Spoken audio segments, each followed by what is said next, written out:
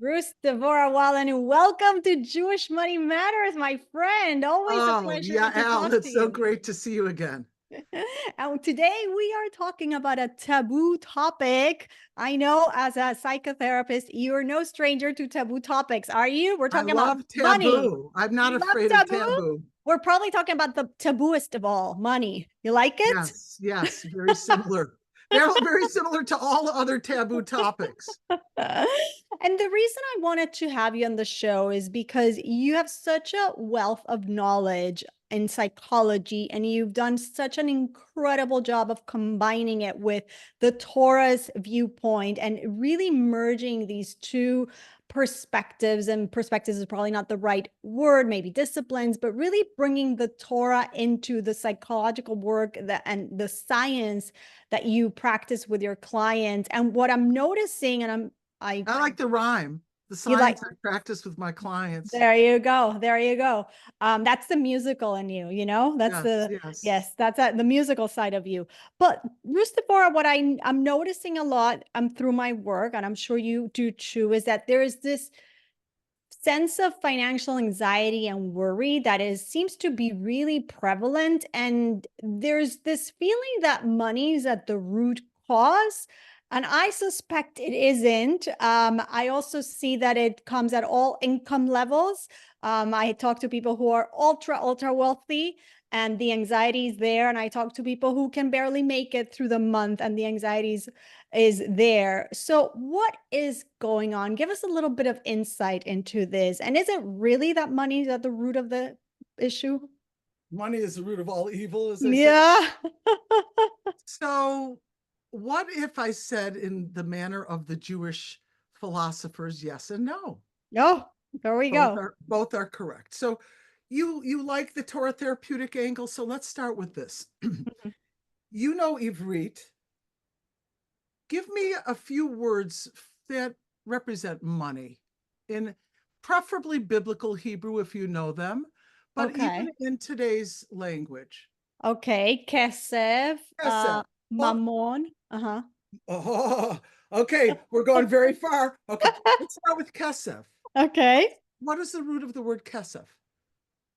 Nichsafti. I desired. I had Oh. a yearning. Okay, keep going. Mammon. Do you know what Mhm. mammon was?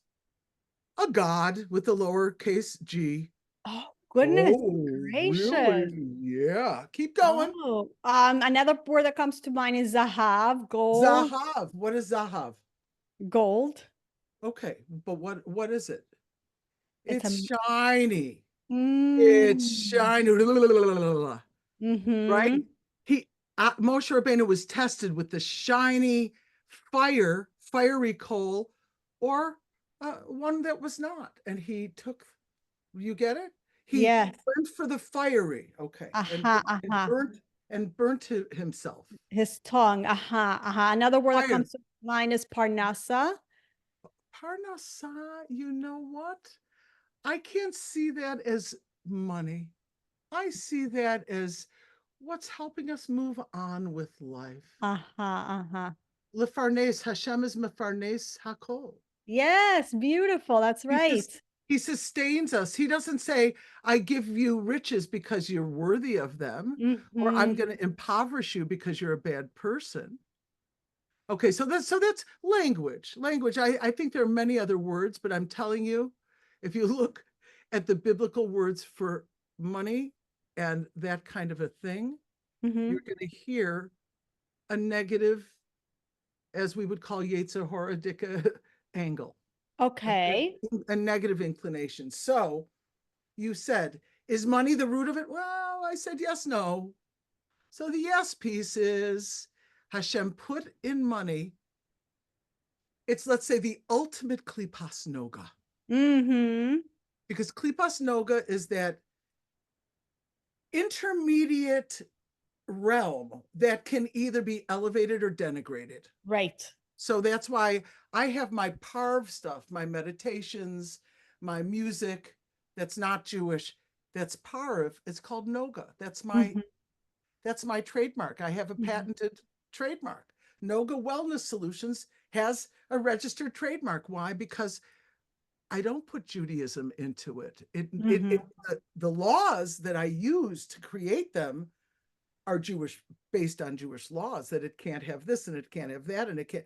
Yes, but they are neutral. There's no Jewish philosophy in them. So what we're doing Right. is we're taking a neutral thing and we're elevating it. So Right. Mammon could be a god, but Mm-hmm. Mammon doesn't need to be called Mammon. It could be Parnassah, Right. right? And Right. it's how our intentions are, what our practice, what our behavioral practice is, what we're used to, Mm-hmm. what we're Mm-hmm. habituated to. What did we see at home? Spendthrifts or stingy people or generous people. And interestingly, according to the Rambam in Hilchos Deos, Mm-hmm. generous is smack in the middle, Oh, there you not go. an extreme. So one extreme is being very, very stingy, Mm-hmm. right? One extreme is just giving everything away, Right. losing yourself in the process, Mm-hmm. not caring for you and your loved ones. Mm-hmm. So you give all your wealth to an organization, to a museum, but your children now, the next generation, they're struggling, Mm-hmm. right? So Mm-hmm. in between is being generous. So you started to frame this conversation in such a beautiful way, which is kind of giving us perspective, like adjusting the lens and giving us a Jewish lens to what Yes, money yes, is by yes. presenting this as, one second, it's klipas noga, it's neutral. It's neutral. How It's we our intend, how right. we behave with it is what gives it meaning. Exactly, exactly. Now, within that behavior, you or embedded in that behavior, or the driver of that behavior, you sort of alluded to there's stories, there's things we saw at home, there's upbringing, there's all this stuff that kind of creates a belief system around this and emotions around this, and then dictates how we behave, and we don't even know what that is. We just see however we behave. It's autopilot. Right. Right. Yeah. Right. So let me say why it's kind of interesting that the last time you and I spoke, the last couple times, it was more psychological. It was the Rebbe's meditation. It was more, yes, this is psychological. However, I don't usually deal with finance because it's my Achilles heel. It's my Uh-huh. soft spot. I was brought up really not, I was kind of aversive to the wealth I was brought up with, I must tell you. We Interesting. were Okay. brought up initially very poor. I have Mhm. older siblings and a baby brother. Mhm. He's 50, whatever. But I saw my father get degrees. He was first a dentist, and then he was a doctor and a plastic surgeon, and became very wealthy. And we could have whatever we wanted. Mhm. But I wanted a hand-me-down. I would prefer not to buy something new. I would keep using it until it was used out because I felt that was inappropriate, even as a small child. Mhm. But that created a kind of aversion to wealth. Now, everybody asks why I'm not a doctor. Frankly, it's because blood and guts freak me out. That's the truth. But you could wonder, I'm certainly smart enough to become a doctor. I'm in the health field and I keep learning more health stuff. I even asked my doctor, should I get a medical degree? She says, no, you're learning all the time anyway. It doesn't matter. Right. But the point here is money was not an important thing. I became a social worker. Uh-huh. But I Okay, but, now, but where did it come from? Because you what as a young child to decide to be so frugal, did it well, come you from know what? I'll your tell you, mother? it wasn't just frugality. What's fascinating is my mother came from a very wealthy background. Uh-huh. My father came from a Ukrainian immigrant background. Mm, They stepped from the first baby step up. right. My grandfather, Olav Shalom, may rest in peace, had a fruit stand, not a fruit store, Mm-hmm. Mm-hmm. not a storefront, Right. stand. with Mm-hmm. some watermelons and some berries and whatever. Mm-hmm. The point is my father worked his Yeah. off, his tuchus off to get to where he was, to be able to go to high school and college and graduate school and become a doctor and a dentist and a doctor, right? Mm-hmm. He took that very seriously. So he was really uptight about money. Mm. My mother was very nonchalant about it. It wasn't, okay, so it broke. Clean it up. Let's get another one. Right. My father was freaked out. I could tell a story. I don't know if we have enough time, but to show you kind of what I'm talking about, I think it's very educational about our emotional reactivity to money, Yeah. because of those words, mamon, kesef, zahav, or parnasa, and I'm Mm-hmm. saying it differently for a reason, Mm-hmm. we have a different emotional Mm-hmm. connection to these things.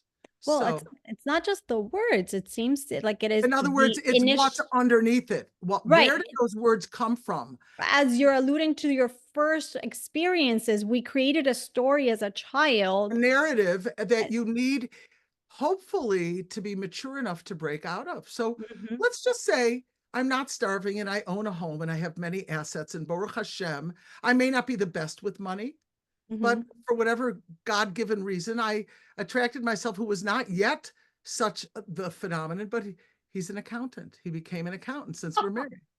Okay. You understand. And so I'm going to tell you, it was not an easy tax season the first few seasons, asking for receipts and such. You get it? Yes. I felt I was under the Inquisition of 1492 in Spain. Now, my father, Oliver Shalom, I'm going to tell you a fabulous story that will give you a whole psychosocial image of Mm-hmm. what goes on in my head. So Mm-hmm. now I'm a religious girl. So I wasn't brought up religious, and I became a Balas Tshuva. And now I'm working for Chabad in Buffalo. In 19, I'm going to just make something up and say 82, 83, Okay. right? In the previous century. I know I sound really old. Okay. So I decided, and I asked my parents, could I host a Malava Malka? Sure. Okay. It happens that the Malava Malka, it's a fundraiser. So people are going to come, drop a check, have Right. some snacks, drink some wine, maybe drop another check because they drink some wine, And it happens that night it's pouring rain. Mm-hmm. So before the event, I said, Dad, now we had a very beautiful home.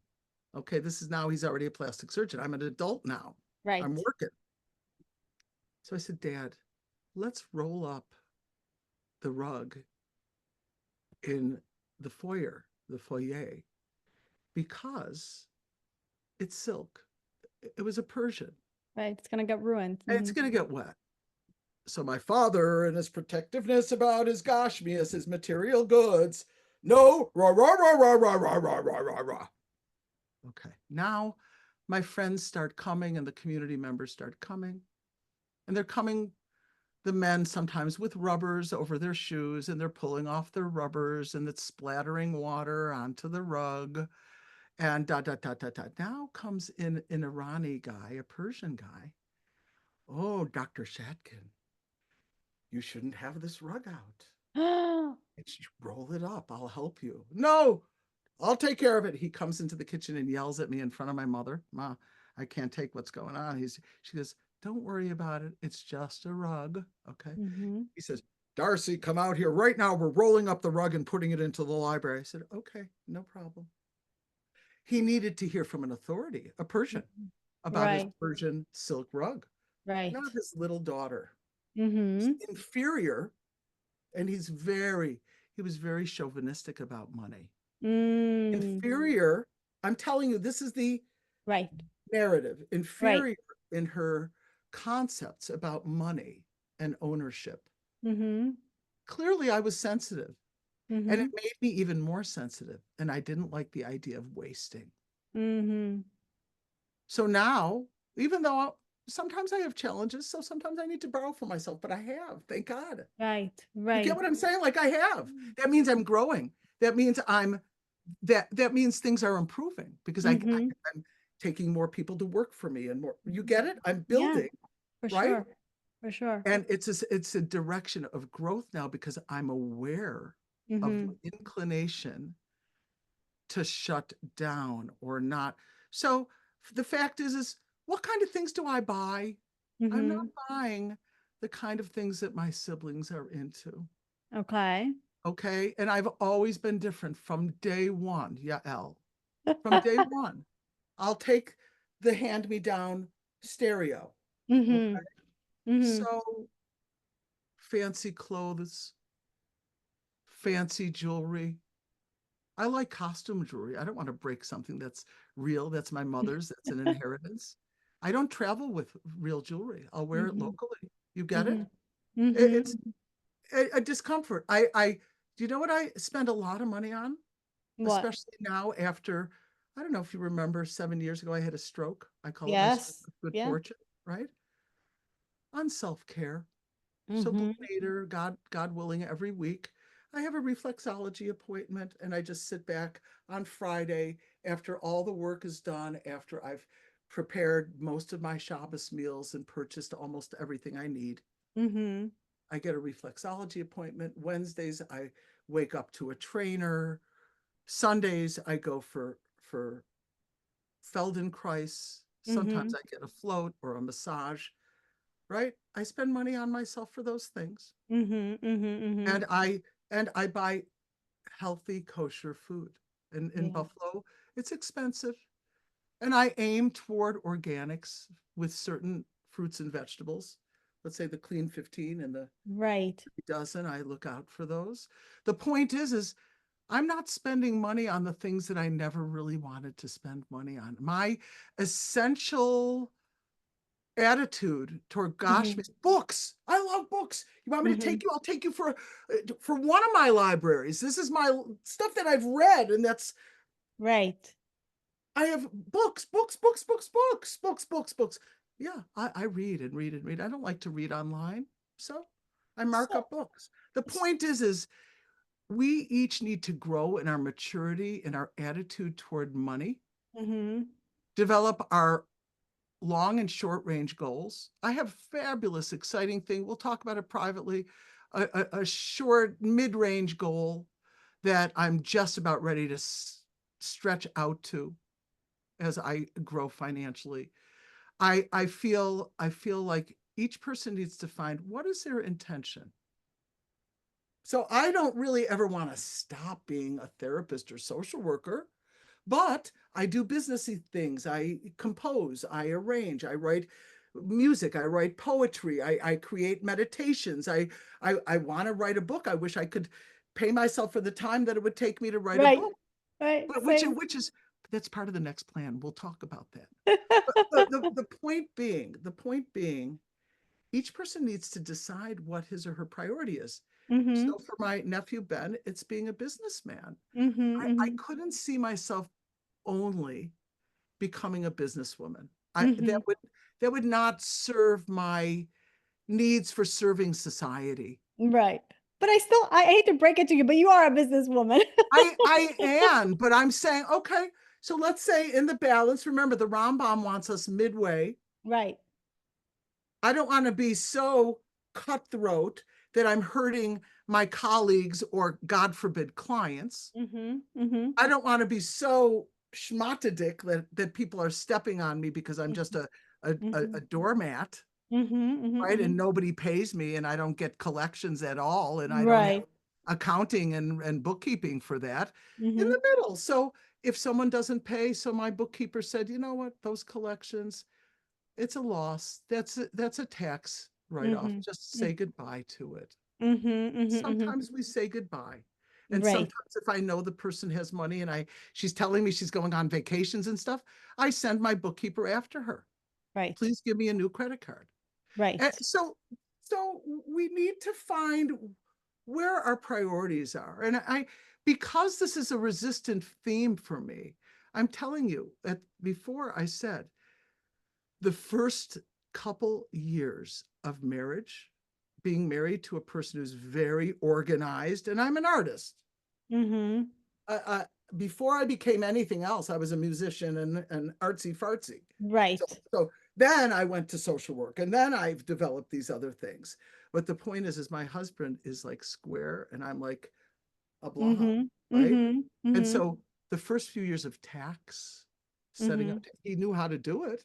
He used whatever that's called Quicken, right? Yeah. And could do it very well. I didn't need to pay an outsider Mm-hmm. $350 a year to do accounting or whatever. Well, guess what? It was hell. Yeah. I cried for the first 3 years. Mm-hmm.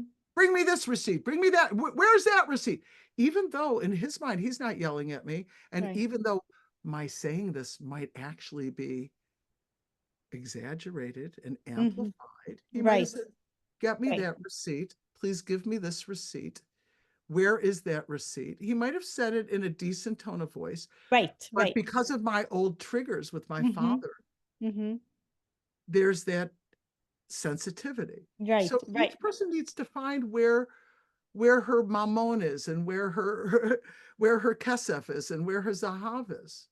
There's so much that we can unpack from everything you told us thus far. I mean, this last point I want us to elaborate on because what you just touched upon is very important because it's the communication piece and the fact that we are not aware that when our spouses are saying something, we're filtering it through the lens of our Our own own money lens, and our story. lens could be we need to, like last night I needed to go to Exactly, my exactly. And the same classes. thing with your spouse. He also, your husband comes with another money story. And so his triggers are going to be different. And until we understand each other's money stories and our own, first of all, and then our spouses, can we actually start building empathy and proper communication with each other? So that's one piece.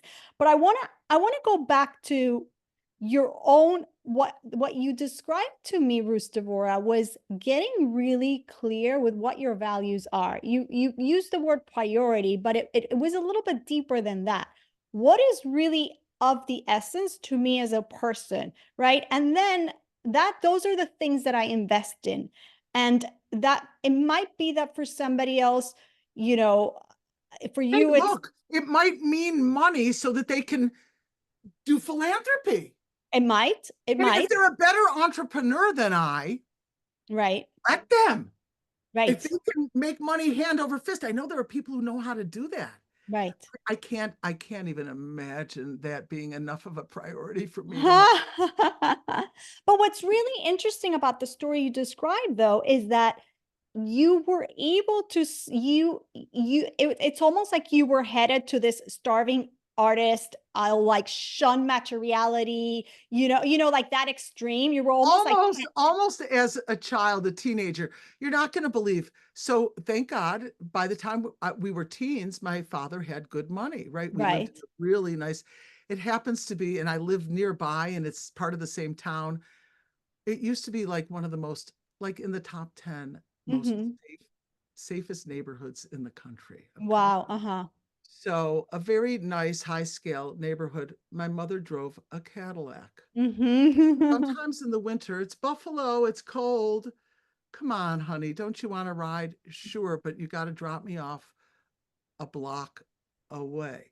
You can't drive me into the U. Wow. Yeah, but that's near the doors, honey. Let me get you closest to the doors. No, Ma. Just you could drop me off on the street if there's no traffic. Hmm. Hmm. Hmm. Turn the corner if there's Right. traffic.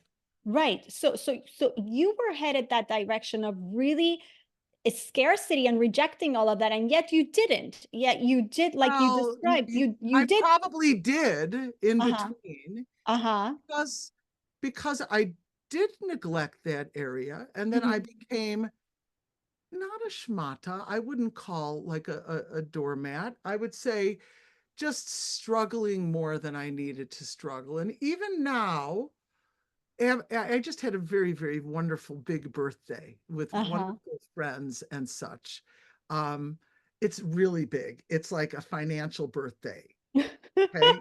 I You get get it. it? I just went on to Medicare. So for anybody who doesn't know, that's 65 years old. And I'm Mazel not tov. going on to I'm not using my social security. Mhm, mhm. I'm like let's say the prime. The After prime, right. So that's my question. When did the transformation happen? When did you it's become like from this consistent. under earner No, social worker? it's consistent. It's Mhm. consistent. And I probably now, with the next thing that you and I need to talk privately about, I could probably do the earning that's even further beyond what I'm doing now, so that there's really very little concern about expansion. Right. Right? When I expand, sometimes I confess, and guess what? This was a lesson I learned from my father. Mm-hmm. Sometimes he would take a paycheck. Some weeks when he had payroll, he wouldn't take a paycheck. He taught us that. Right. And so I just asked my accountant, you know, is it 500 or is it $20,000? How much do we owe me? Because I don't Right. really, I'm not on that all the time. So Baruch Hashem, the office owes me money. You get Mm-hmm. what I'm saying? So as I build up, there are windfalls. I know it sounds funny to look at it like that, but I'm expanding. How come it's not paying me? Because why? I've got a great social media lady. She helped Mm-hmm. me this morning before I woke up. She's in England. I Mm-hmm. asked her to make a landing page for the course that I'm giving tomorrow. I'll share it with you. Mm-hmm. I'll give you Mm-hmm. a discount code. It's in the neuro arts, using Mm-hmm. my artsy fartsiness Mm-hmm. for mental health and wellness, Right. teaching people about how good it is. Like there's a statistic. If you go to some kind of an arts event, a concert or something every month, you add 10 years to your life. Yeah, yeah, yeah. No, yeah. And So yeah. so the point is I just have more people working for me, so I'm spending more money. I love it. Mm-hmm. I Mm-hmm. love Mm-hmm. I love that.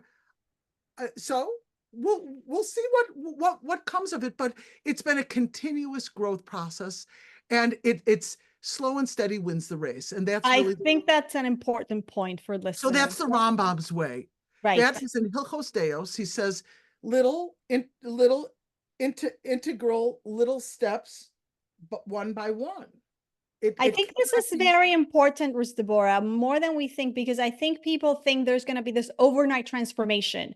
and And it's what, not with anything. It's not with right, anything. right. I think the mindset work and the catching yourself going back to old patterns, it's constant. It's constant, like going out of your comfort. Like this is constant being growth oriented. That's really what it is. So here is maybe where we might see a coincidence, Mm-hmm.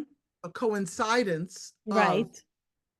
my growth in opening up to money as Mm-hmm. something that's like, it's not taboo, it's not forbidden, it's not mammon, and it's not seven, it's not, Hollywood. There is that, but that's not me. And that really, even though my family's into that, they're decent people. Right. So Right. there has to be a balance. For me, I'd rather not be into it. I'd rather buy more books or take more courses Right. or send more gifts to friends and their children. I'm Really, sending my address. you're welcome to. I just turned 65. Now is the time. If I know it sounds funny, but I feel that I have the strength and health and capacity, Kanai as I did when I was 25.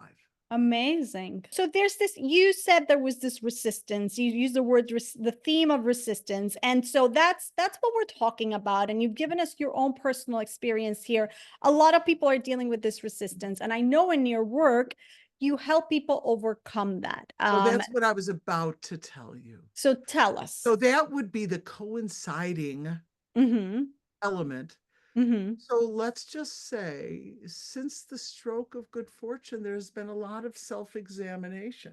Okay. It's been a process that I need to work not harder, but smarter. Yes. I need to not worry myself.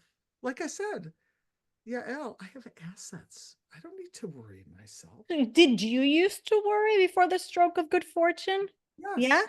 Yeah, that's part of why I had it, because I worked late into the nights Uh-huh. on stressful things, even meeting with people on all continents, anywhere in the world at weird hours.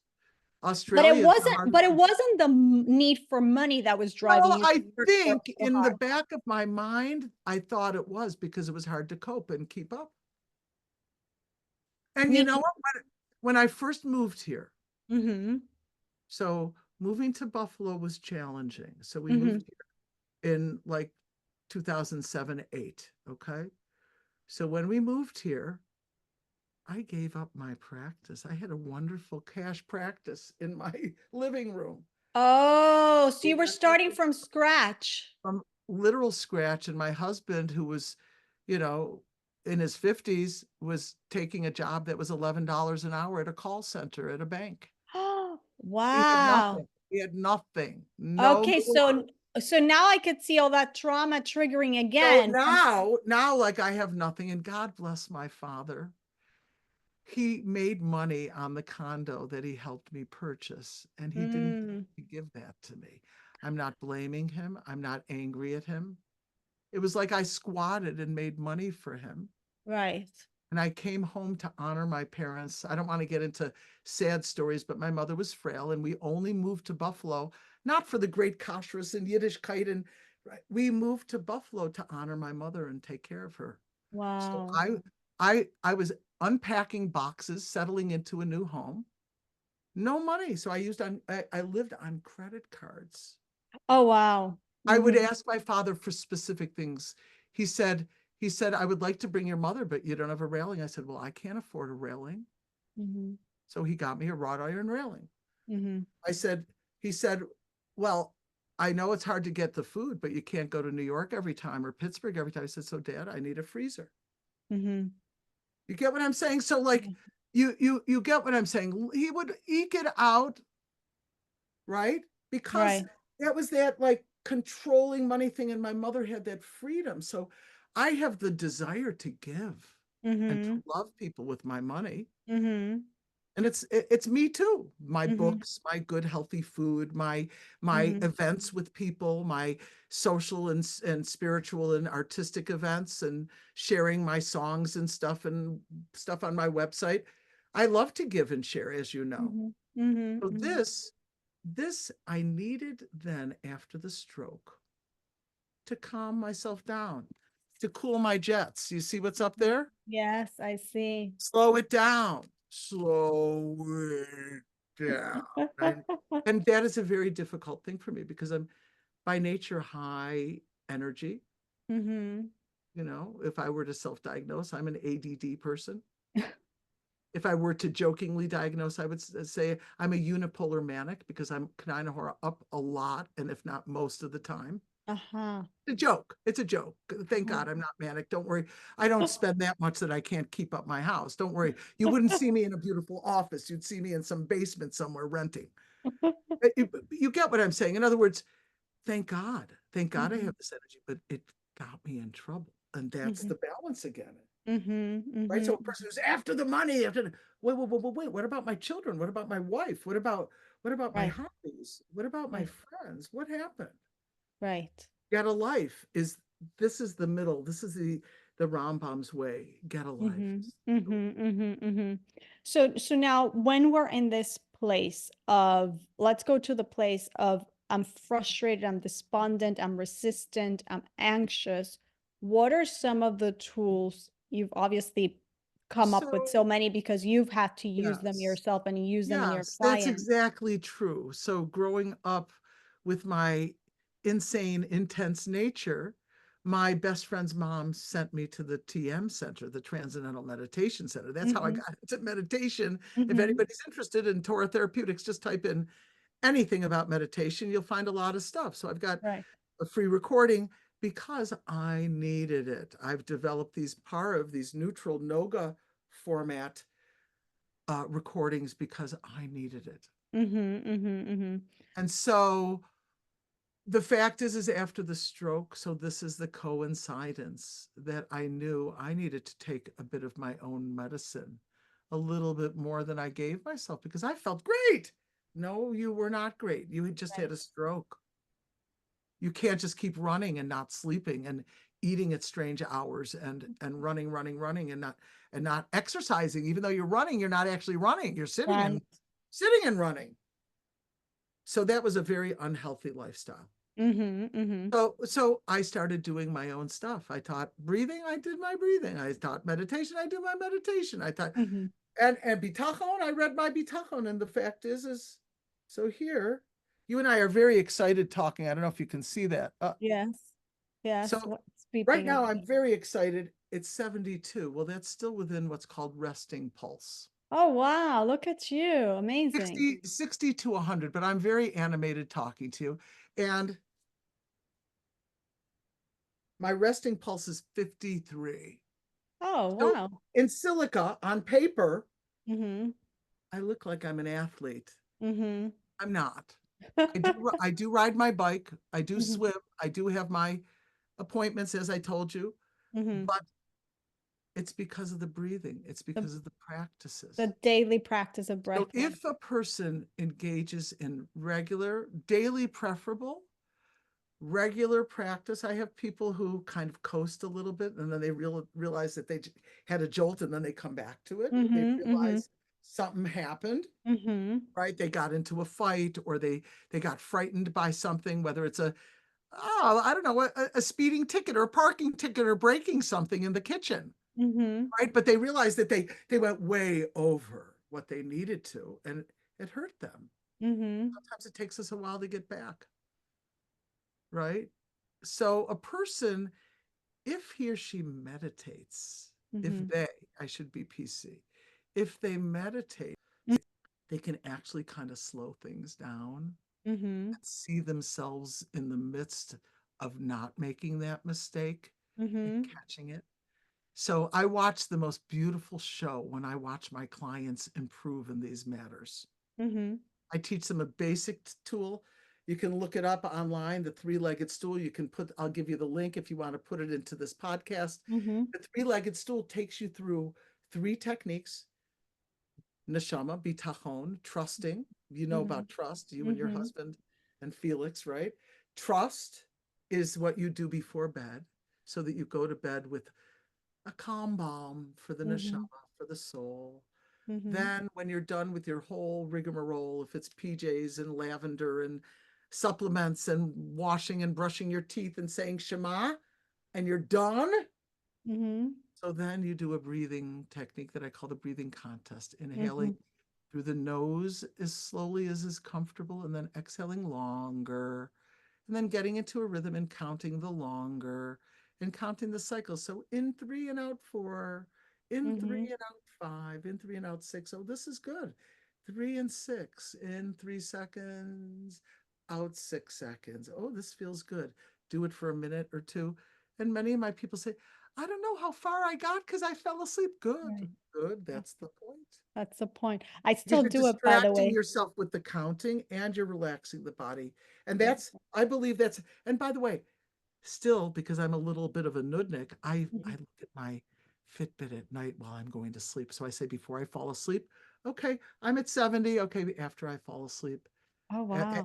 after I do my counting, okay, 65, 60, 53, 52.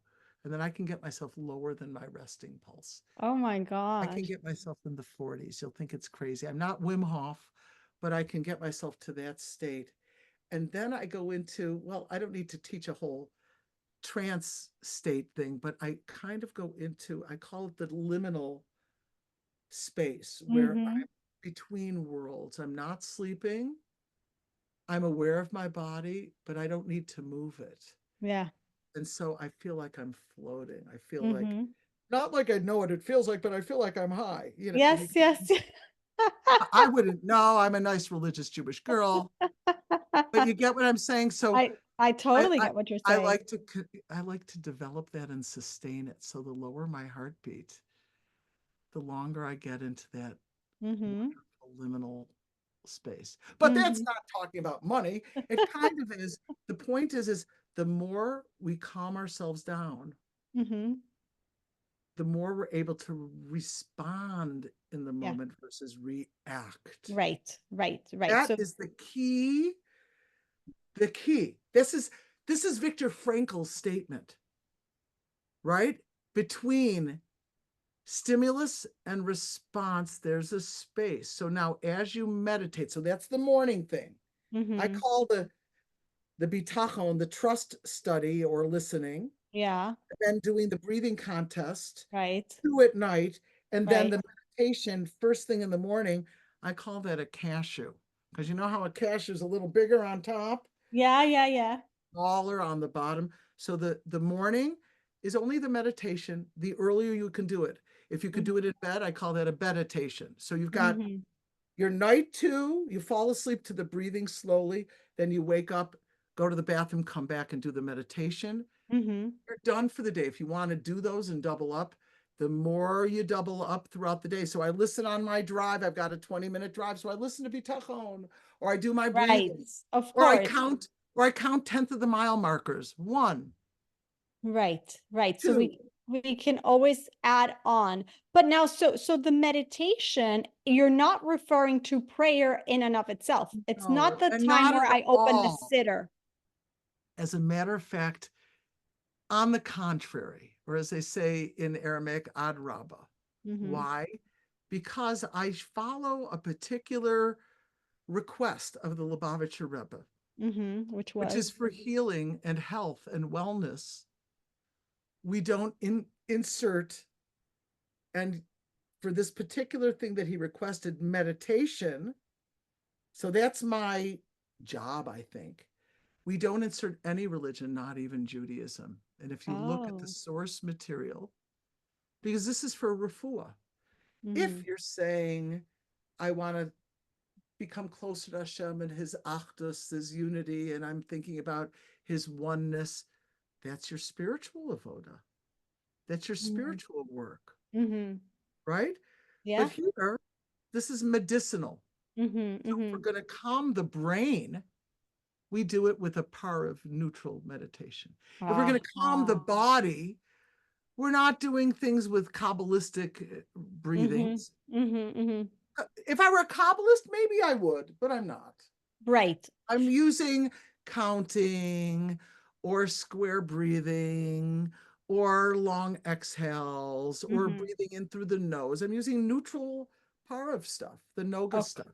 Okay, so the meditation is a different meditation that we do in the morning.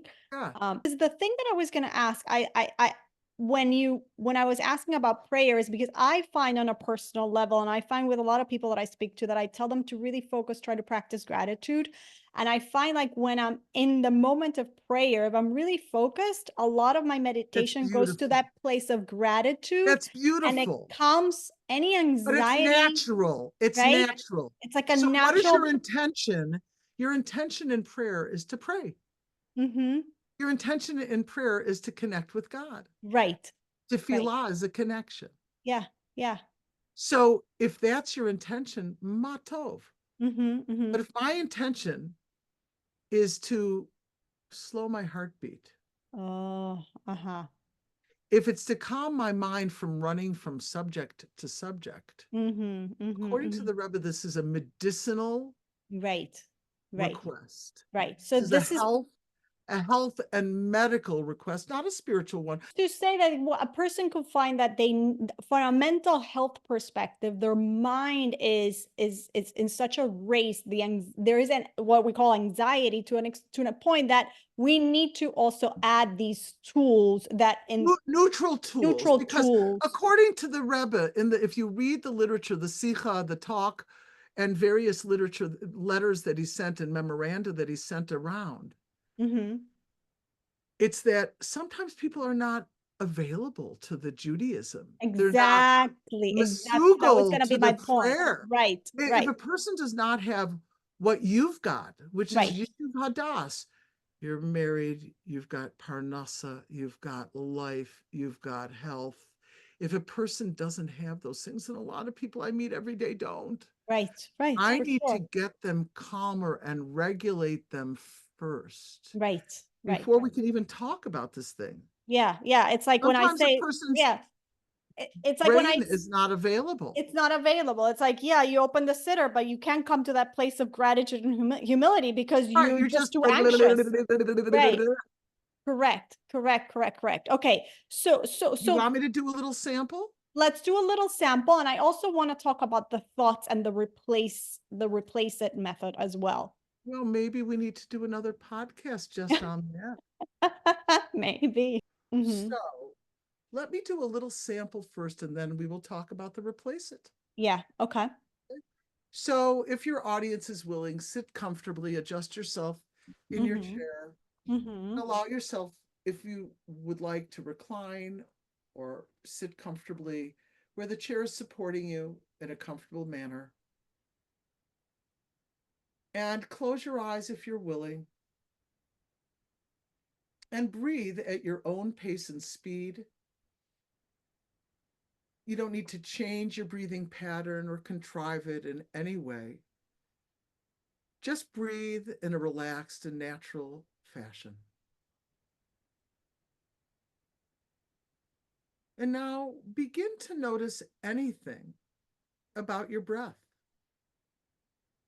So you might notice sensations such as maybe the nose or one nostril is stuffier than the other. Just notice it.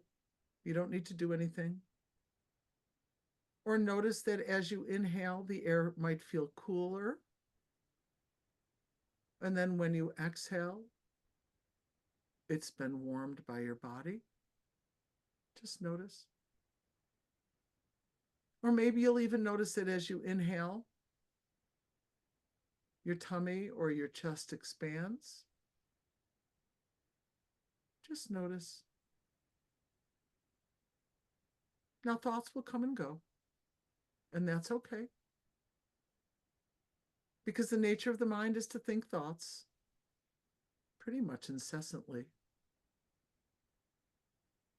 Once you're aware you're thinking extraneous thoughts, gently and non-judgmentally return your attention back to your breath and its sensations.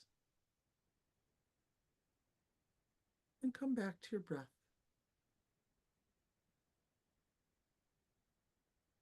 Back to your breath. Thoughts may come and go. Just let them go. Like a cloud passing in the sky. Let it go. Or a leaf floating down the stream. Let it go.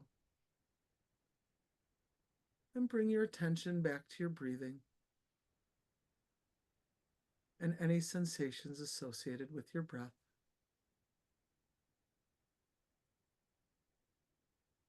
And come back to your breath.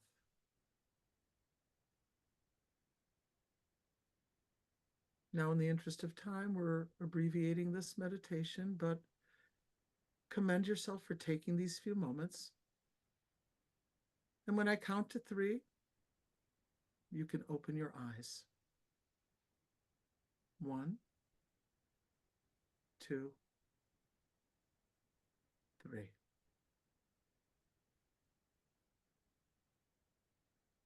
Hello. It's a good thing that I love talking to you because I would have stayed in that zone for a while. Yeah, I have people who say, I wasn't really meditating. I fell asleep. Your voice is so relaxing. It's okay. As long as you're using the moment to do something beneficial for your brain. Right. So maybe the first moment or so they stayed in the meditation, then they got lost. And maybe it's a mommy who hasn't slept, so she falls asleep and it's just perfectly fine. Mm-hmm. Mm-hmm. Mm-hmm. Mm-hmm. So So, that is the third leg of the stool that mm-hmm. I call the cashew, that you do the heavier part at night and the one during the day. And then doubling up becomes an art. Mm-hmm. Doubling up becomes an art. You start thinking, how can I hack another meditation? How could I hack my breathing? How Right. could I hack the bitachon? So Right. I've got a 20-minute ride. I listen to Shays Taub's Gate of Bitachon, Mm-hmm. Mm-hmm. trust. Or I count the 10th of the mile markers and I'm in a meditation focusing. 1, Mm-hmm. Mm-hmm. Mm-hmm. 2. You Right. get it? Yes, Or I'm absolutely. breathing. And you know what? Maybe I'm not counting. Maybe I'm looking at the instructions on the GPS, but I'm noticing that my mouth is closed and I'm inhaling through my nose and I'm exhaling longer without counting. Mm-hmm. Once you get into that skill, it's easy. It Yeah. becomes natural. That's Mm-hmm. why this is happening for me. Mm-hmm. I do it also in the reflexology chair because I've had a whole week. I'm like, Right. okay, and I'm sometimes rushing to the appointment because I don't want to miss that, and then I have to wait for the next person. Mm-hmm. So I get there, I settle in the car, I do a little breathing, I get into the place, and I say, okay, where am I? All right, it might be 73. Right. Close my eyes, I do my breathing, I let them do their work, and then I keep peeking Mm-hmm. every maybe 10 or 20 minutes, and I watch it go down, down, down. So And you practice wherever.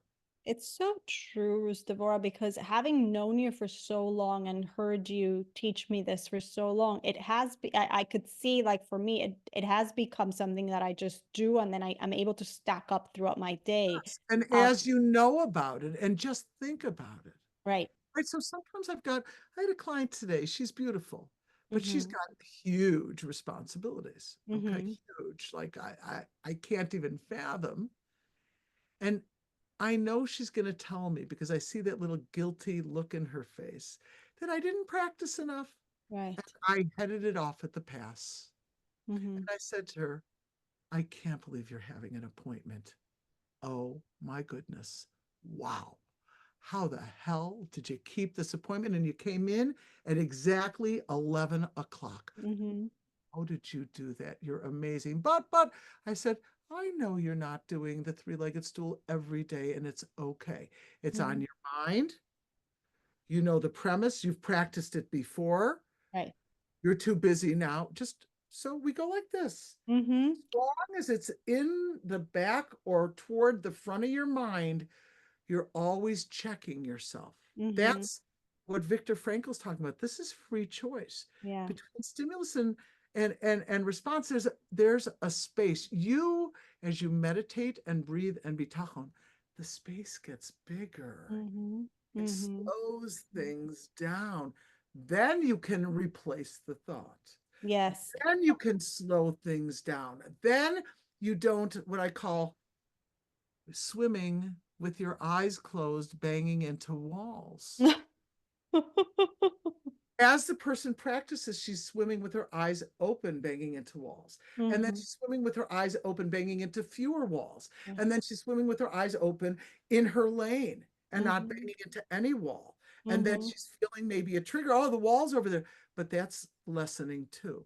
Mm-hmm. And Mm-hmm. it's bringing the nervous system into calm and homeostasis. And That's in the person. before we talk about replace, I want to know, Devorah, how helpful this is to people who are finding whenever I try to talk to my spouse about money, it becomes World War III or worse. So And so, honestly, so if you're dealing with that, practicing something like this regularly that you it can helps. regulate, right? It It's gonna helps. help. Absolutely. So if you need to bring up a sore subject, like I have one that I need to bring up with him. Sometimes a person just needs to know. Sometimes a spouse has a trigger and he or she is not working on it. Mm-hmm. Is everybody in therapy or listening to Rus Devorah's podcasts and Right, techniques? No, right. no. So if you're smart and you know what you're dealing with, you don't bang into walls like that. I know that my communications with my husband about finances are few and far between and very carefully planned Mm-hmm. because between you and me. So when we talked about self-regulation, just tell you this is so important because we need to deal with what's on our plate Yeah. that's in front of us. Mm-hmm. If we resist what is, that's called suffering. Yes, exactly. So let's say I fight with my husband every time. Thank God it's not every time anymore. And there's never crying with taxes because guess what? Because I know to give him what I need to give him, and the accountant does it. And he's Mm-hmm. so sometimes you need a third party, and it's okay because you don't want to hurt yourself or your spouse. Mm-hmm. Mm-hmm. Now, I'm going to let you know my husband grew up very poor. Mm-hmm. And he had a previous marriage where she accidentally, I don't know why he didn't have his eyes open then, but I know why he became an accountant. I get it. She did not pay the mortgage and he went bankrupt. Okay. So Oh he's my. coming with a very serious financial trigger. Okay. And I'm disclosing. I hope people who know my husband don't report to him. But the point is these are psychological phenomena. Right. As a social worker, especially, I'd better understand that. For sure. I'd better not pick at his emotional and financial scab. Exactly. So between you and me, he's semi-retired. He's much older than I, and that's okay. And what he brings in, and he pays for certain things, and that's okay. And I Mm-hmm. don't see his money, and that's okay. Mm. You get it? Mm-hmm. Mm-hmm. Mm-hmm. He's been too, let's just say, insecure to consolidate money. We both got married later in life to each Right. other Right. after a previous marriage. Right. So you have to understand, you have to look at what's in front of you now. When I've got a beautiful couple. They're in their 20s, they're brand new. And when the wife is concerned about what she can buy because they're on a Colel and he works part-time and it's not a lot of money, I help them with budgeting and I give them eyes now. You've got brand new, fresh eyes. You can learn the tools now. Do it now, now, now, now, now. Get practice. Okay, share your receipts, share Mm-hmm. your interests, share what you're willing to spend, have family meetings. With each other. Exactly. I could get that going. And if it's very extreme, I get them a coach right away. Mm-hmm. Mm-hmm. Right away. Get this under control. If it's the Right. woman, I get for the woman. If it's for the man, and then we bring them together again and Together. in couples therapy about this. This is, it's not brain science. What it Right. is, becoming sensitive to each person's financial boo-boos. We all have them. And that's why at the very beginning, we spoke about all the terminology in the holy tongue that talks about this scary subject. Mm-hmm. Mm-hmm. It's an idol. It's a desire. It's a lust. Yeah, it is, but it's also tzedakah, Mm-hmm. parnasah. It also brings joy. I sent a special card to a friend and it popped open with flowers. And it wasn't real flowers that die in 4 days. No, do you get what I'm saying? So Yeah. money, my grandfather, Oliver Sholem, I'll end with this. He was an adorable man, a humorous poet. Mm-hmm. He said, money isn't everything, so says the human race, but it's really way ahead of what's in second place. It's a big deal for people, and Yeah. it hurts us or can heal us. I Yeah. think right now I'm in a healing mode with my money matters. I love it. I'm learning to appreciate what I have and figure out how to expand it further. Mm-hmm. Mm-hmm. Mm-hmm. Mm-hmm. We continue. I Let's love go it. replace it. To be continued, part two coming up. And with that, we will talk about replace it and we'll talk a little bit more about what you just ended off, which is I'll tell you one very shortly what an older friend of mine told me as I was sharing some of the things that I deal with students and clients, that this issue brings them apart. And she said to me so gently, she said, I don't understand. This is exactly what should bring them together. And I said, I know. This is Absolutely. exactly what should But bring it's them because of together. the old ski wounds, the boo-boos from prior.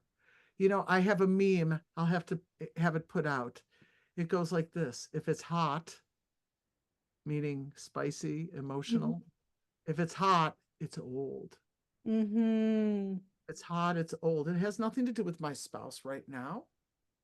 Right. Right. My It's old. crying, my Right. crying, bringing him receipts has nothing to do with my husband. Exactly. He might have Exactly. asked me in a gentle way with a loud voice, right? And I took it as yelling. He's got a Yeah. big, deep baritone voice. So Right. every Right.